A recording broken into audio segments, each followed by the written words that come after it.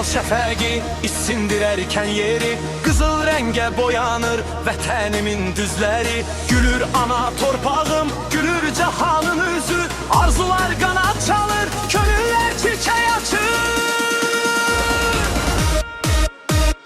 Qollara qüdrət gəlir, yaratmaq eşqi gəlir, torpağa həyat gəlir, dirilik suyu gəlir. Bilinir bu növrəsi, qurulur baha fəsli, dodaqlarda çalınır zəfərlərin nəğməsi.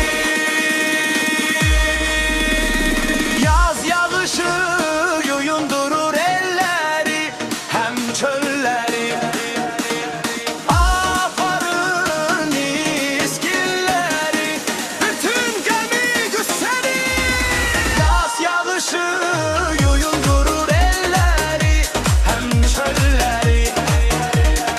Aparır nizgilləri, bütün qəmi qüssəni.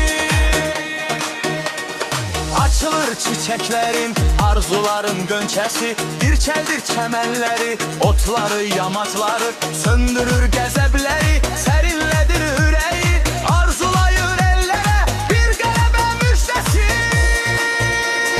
Bir əmək coşqunluğu, bir könül saflığını özü ilə gətirər günəşin salamını.